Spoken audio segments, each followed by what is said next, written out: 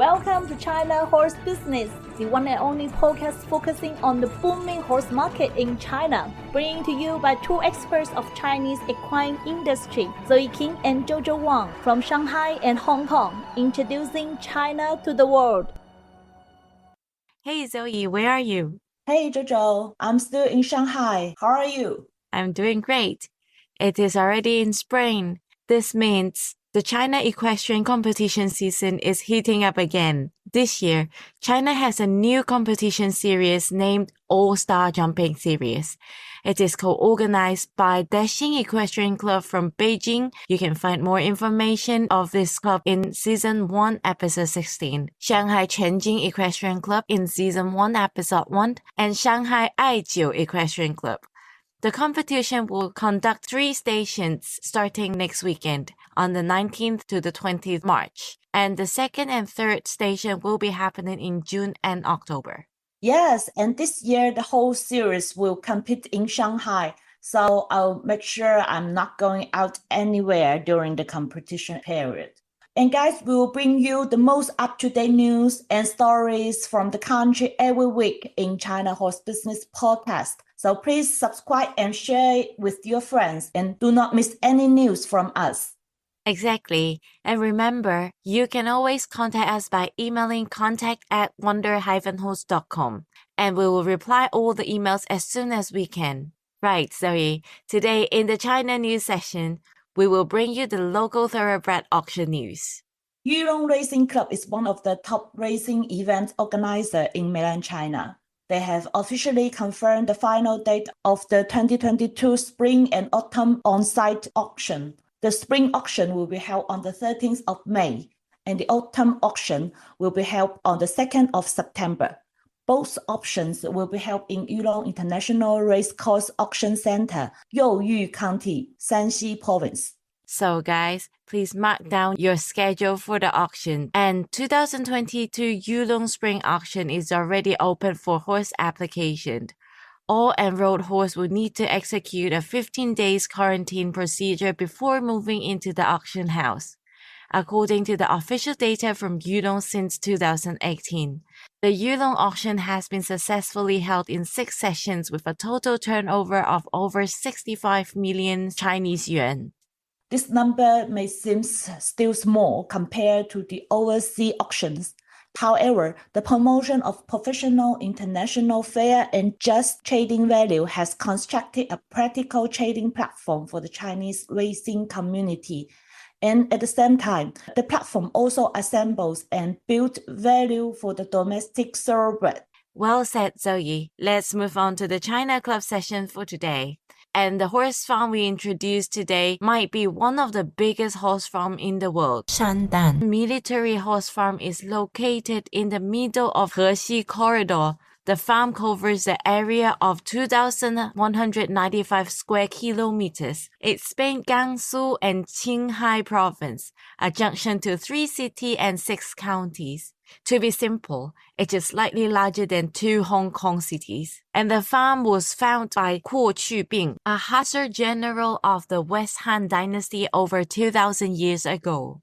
The farm is flat with an adequate water supply and quality grass, creating an ideal horse breeding environment in China. Since 1949, the farm was managed by the military of nearly 15 years, and it was the most significant military horse breeding base in Asia and a large base for oil and meat production for the army. In the early 2000s, the farm operation has transferred to a state-owned company, and today, the farm still has nearly 8,000 employees and over 10,000 horses on site. Wow, yes. And today in our China story section, we invited a guest from Germany who has extensive knowledge of both China mainland and Hong Kong equine markets. Let's meet Sacha Eckjans, CEO of Equestrian Globe.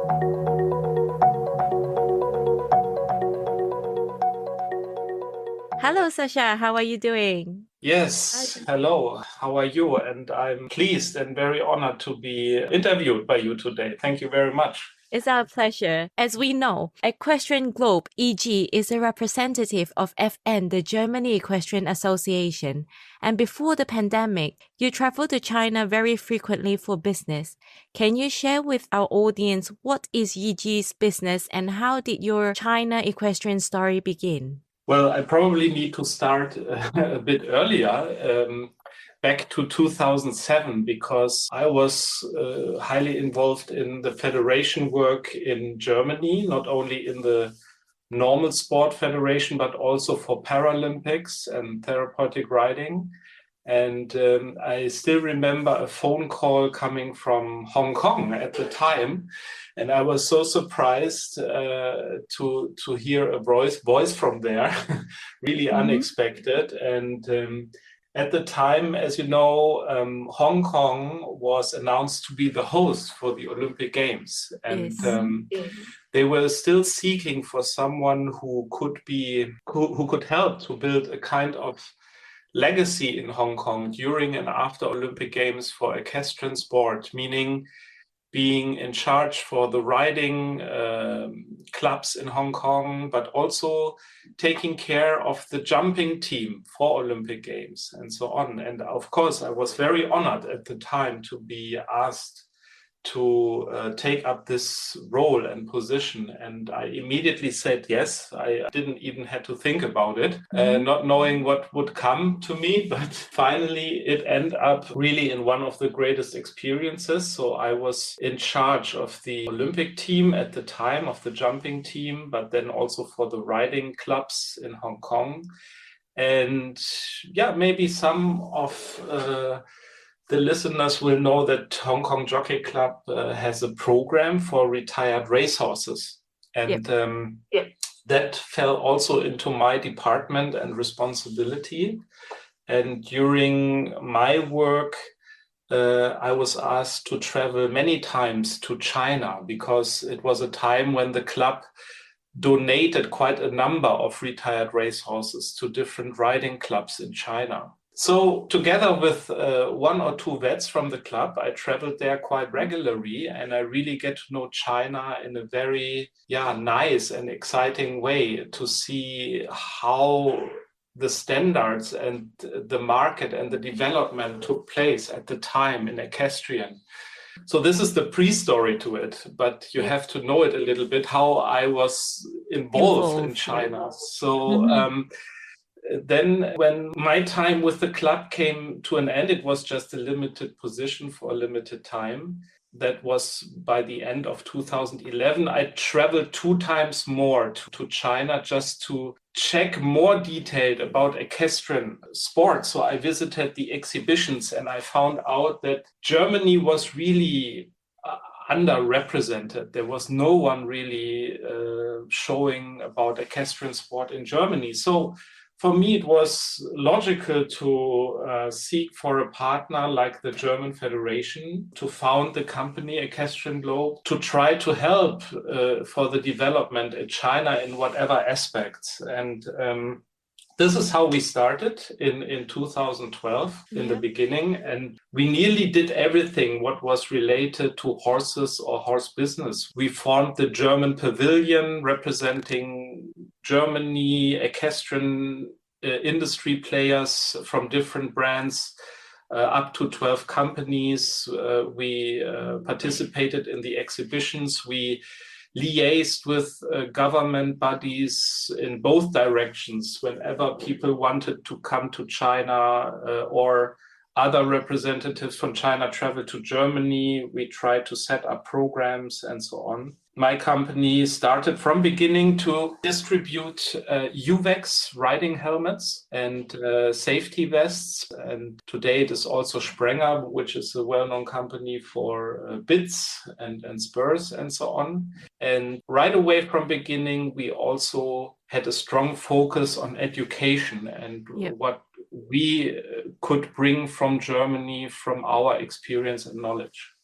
Yes, interesting. So you have been in China now for 10 years, since 2012. We know that EG has now cooperating with developing the coach system with the Chinese Equestrian Association under the sponsored by the Hong Kong Jockey Club. So this is a piece of big news in China, and we can already foresee the China equestrian community will hugely benefit from the collaboration.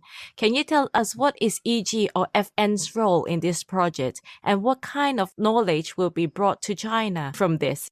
Yes. Well, everything is, of course, related to our own experience and culture we have in Europe, especially Germany. We have a long tradition and culture of writing things down very precise, especially related to technical aspects of riding and horsekeeping and breeding, of course. The German Federation is the biggest organization when it comes to equestrian sport in the world, combining breeding, sport, and membership. I think have quite a number of very good collection of knowledge as well in books and learning materials. So our approach is that we give this package to China, but not to say, look, you have to do it exactly this way. For us, it was always important that China needs to find its own way and system, what could fit the most or best to happen there and for China people.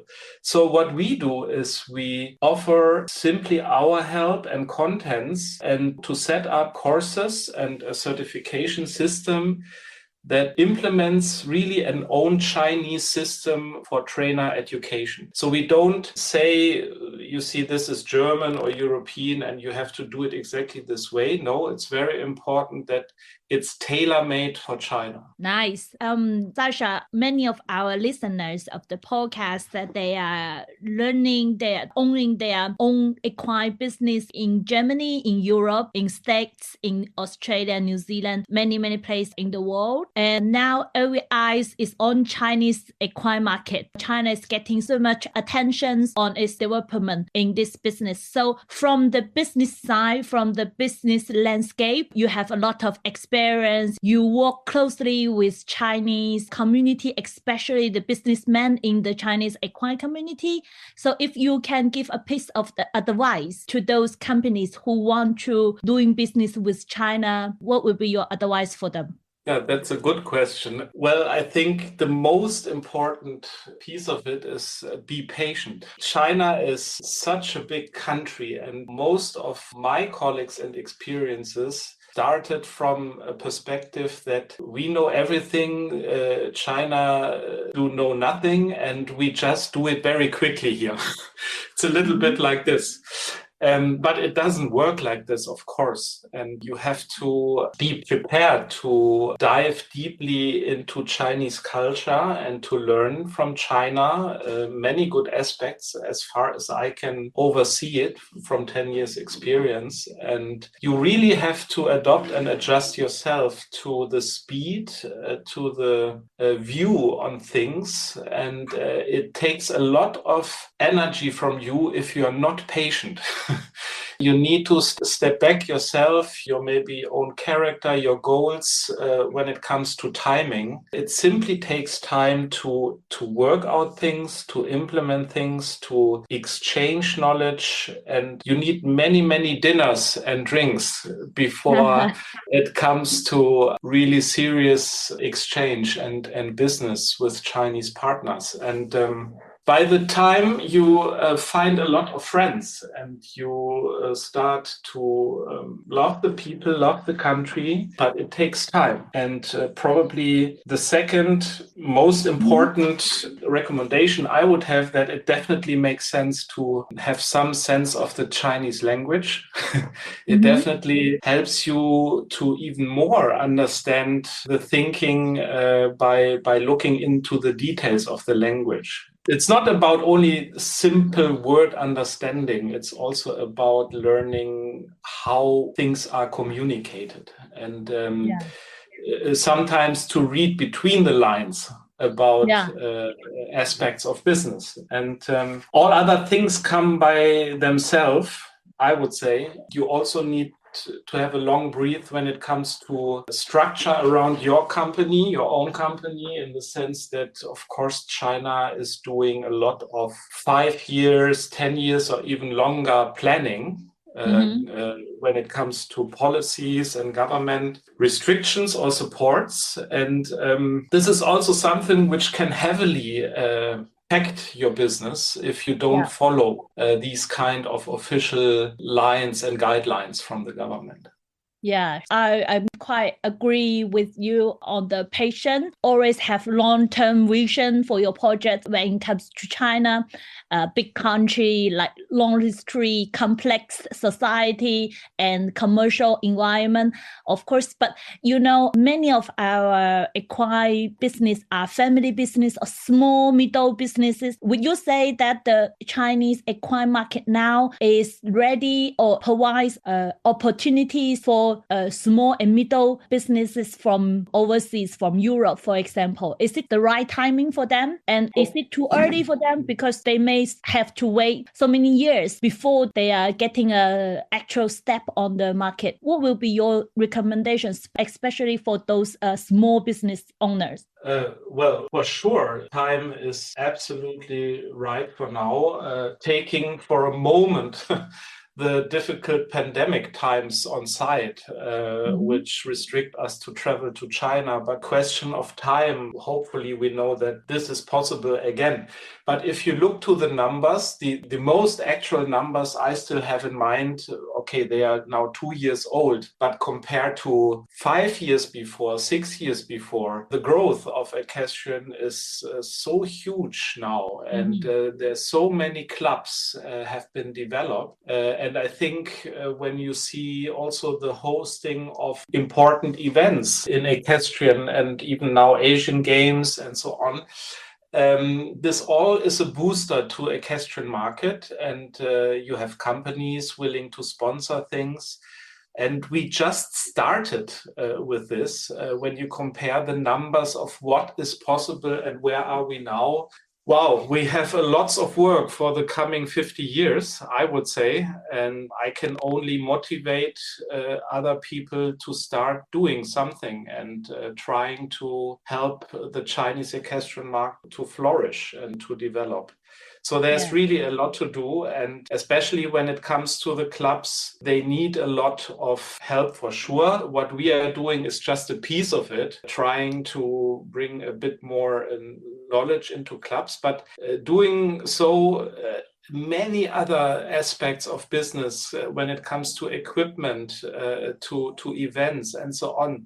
This will all have to go in parallel in the development. So I can only say start your business and try to do something. Yeah, agree. Yes, many opportunities. The market is big enough so that no business is too small to start. I think it's always big enough to start when you are facing a big market like China. Yes, absolutely. Great. Wow, I think they will benefit a lot from your sharing. You're a true China expert yourself, and we hope to see you very soon in China again.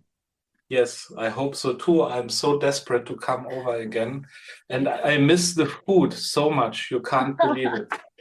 Yes, of course. Okay, great. 谢谢 Okay, Sacha. Sheshe. Have a good time.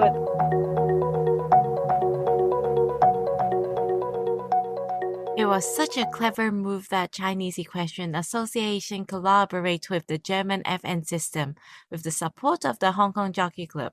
With the expert advice from FN, the growth of the China equestrian market will definitely speed up healthily. Cannot agree more, Jojo. Right, let's wrap it up today. We will speak again next week. Talk to you again next week, Zoe, and I hope all listeners have a good week ahead. Bye.